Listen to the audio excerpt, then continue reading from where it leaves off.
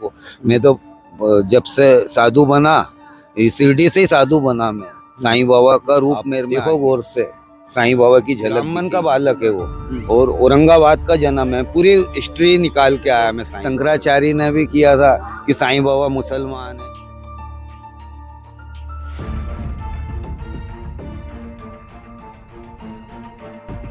मुझ में साईं बाबा दिखते हैं, मैं साईं बाबा का रूप।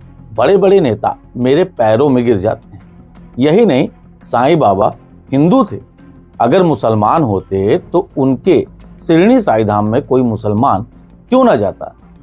ये हम नहीं कह रहे हैं, ये महाकुंभ नगर में पहुंचे एक महात्मन कह रहे हैं। पूरा मामला हम आपको बताते हैं दोस्तों। ये अपने आप में एक अचरज करने वाला मामला है, और कहीं ना कहीं ये कहना अतिशयोक्ति नहीं होगा कि महाकुंभ नगर में साईं बाबा प्रकट हो गए। ये दावा स्वयं वह व्यक्ति कर रहे हैं कि वो साईं बाबा हैं।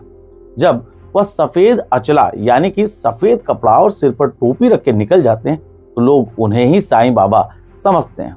महाकुंभ नगर में इस वक्त विविधताओं की तस्वीरें आपको देखने को मिलेंगी, साधुओं का संगम देखने को मिलेगा, और विविध प्रकार के लोग भी संगम के उस घाट पर आपको देखने को मिलेंगे। इसमें कुछ ऐसे लोग भी मिलेंगे जो आपको अपनी बातों से न सिर्फ अचरज में डाल देंगे, बल्कि यह सोचने पर मजबूर कर देंगे कि ये सही कह रहे हैं या गलत। कुछ ऐसा ही हमारे साथ हुआ। हम देंगे आपको पूरे इस मामले की जानकारी। नमस्कार दोस्तों, मैं नितेश मिश्रा, और हमारे कैमरे के पीछे हमारे सहयोगी हैं यश। पूरा मामला महाकुंभ नगर से जुड़ा है। दरअसल फिल्मटिक्स की टीम इस वक्त पूरी तरीके से महाकुंभ नगर के उन तमाम दृश्यों को आप तक पहुंचाने का लगातार प्रयास कर रही है जो तस्वीरें अनदेखी हैं, अनकही हैं, और कहीं ना कहीं वो पहलू अनछुए भी। ऐसे ही हमारी एक व्यक्ति से मुलाकात होती है, एक महात्मन से मुलाकात होती है जो संगम नोज तट के पास बैठे हुए थे। एक स्टूल डालकर बैठे हुए इन महाराज से जब हमने बात करने का प्रयास किया तो इनकी बातें बड़ी ही रोचक लगी। बातों बातों में इन्होंने कैलाश विजयवर्गीय, जो भारतीय जनता पार्टी के बड़े नेताओं में से जाने जाते हैं, उनसे भी अपना संपर्क बताया। यही नहीं, यहां तक कि कह डाला कि बड़े बड़े नेता उनके पैरों में गिर जाते हैं।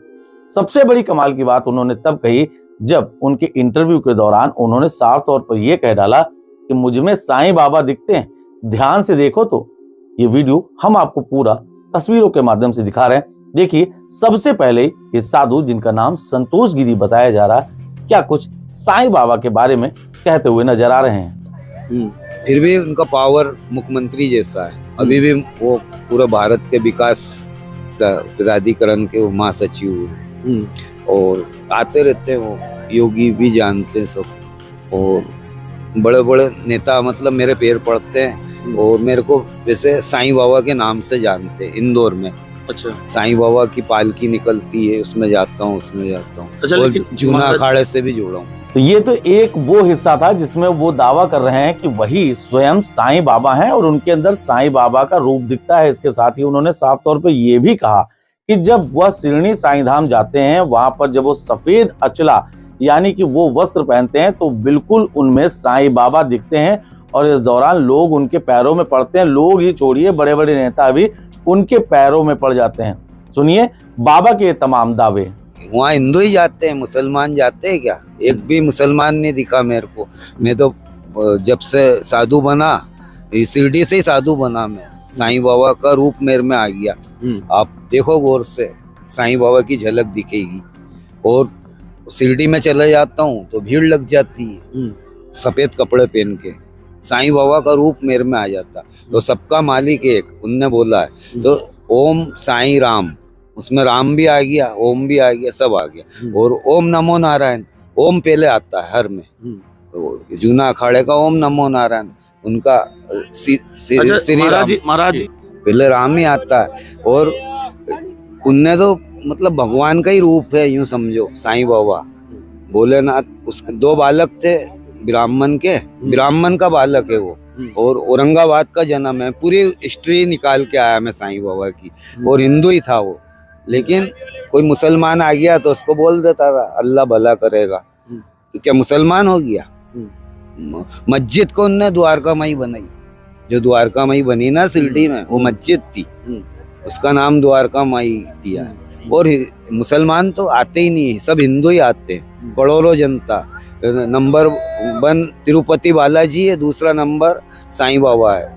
इसके साथ ही जब हमने इनसे ये बात पूछी कि तमाम ऐसे दावे किए जा रहे हैं और तमाम ऐसी बातें की जा रही कि साईं बाबा मुस्लिम धर्म के थे, तो इस पर बाबा ने तपाक से जो उत्तर दिया, ये कहीं ना कहीं जवाब अपने आप में अलग था। उन्होंने साफ तौर पर तर्क देते हुए ये बात बता दी कि अगर साईं बाबा मुसलमान होते तो शिरडी साईं धाम में कोई मुसलमान दर्शन करने क्यों ना जाता। इन्होंने एक नया तर्क प्रस्तुत ये किया कि साईं बाबा औरंगाबाद के एक ब्राह्मण परिवार में जन्मे थे और बाकायदे संतोष गिरी यानी कि जिन महात्मन से हम लोग बात कर रहे थे, उन्होंने इस विषय पर पूरा न सिर्फ अध्ययन किया है बल्कि रिसर्च किया है, और उनका ये पूरी तरीके से दावा है कि अन्य तमाम जो दावे किए जा रहे हैं वो दावे गलत हैं और सिर्फ इन बाबा जी का दावा सही है। और इनके अनुसार जो साईं बाबा थे वो ब्राह्मण हिंदू धर्म में पैदा हुए थे। हाँ, ये तर्क जरूर उन्होंने दिया कि वो साधु वेश में सबको आशीर्वाद देते थे। इस दौरान में जब कोई मुस्लिम उनको मिल जाता था तो वो कहते थे या अल्लाह तुम खुश रहो या अल्लाह तुम्हें बरकत दे। ऐसी तमाम बातों को उन्होंने बताया। देखिए क्या कह रहे हैं संतोष गिरी। इसे तो शंकराचार्य ने भी किया था कि साईं बाबा मुसलमान है, वो मटन खाता, वो करता वो, लेकिन साईं की भगत को कोई फर्क पड़ा क्या? उनने तो मंदिर भी तुड़वाने का बोला था। मंदिर बोले साईं बाबा कोई भगवान नहीं, इसका मंदिर अलग बनाओ, तो कोई टूटे क्या? विदेशों में 150 मंदिर है साईं बाबा के, ऑल इंडिया में मंदिर है, कोई टूटे क्या? जिसके दिल में जो बस गया ना वो उसको पूजेगा। मतलब आस्था बड़ी है, वो आस्था बड़ी है। संदेश जिसको कृष्ण को पूजना है वो कृष्ण को पूजेगा, जो साईं को पूजता है वो साईं को पूजेगा, क्योंकि उसके दिल में उसका मनोकामना वो पूरी करता है भगवान।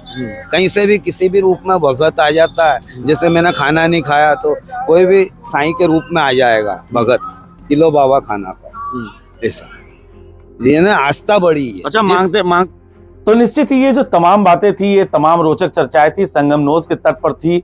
इन साधु महात्मा से हमारी बातचीत हुई। इनकी बातों में कितनी सत्यता है इसका हमें नहीं पता, लेकिन इनकी बात करने के तौर तरीके जो थे, इनकी बात करने के दौरान इनके अंदर जो कॉन्फिडेंस था, जो सकारात्मकता थी, वो कहीं ना कहीं झलक रही थी। इस पूरे तथ्य से सिर्फ और सिर्फ जो सामने बैठे हुए वक्ता हैं उनका ही कहीं ना कहीं आशय है। उनके क्या तथ्य हैं, क्या तर्क हैं, ये वही जाने। हमारा कार्य सिर्फ इस पूरे मामले को प्रस्तुतिकरण करना था। बहरहाल आपका इन महात्मन के दावों पर क्या कुछ सोचना है, हमें हमारे कमेंट बॉक्स में अपनी राय जरूर बताएं। धन्यवाद।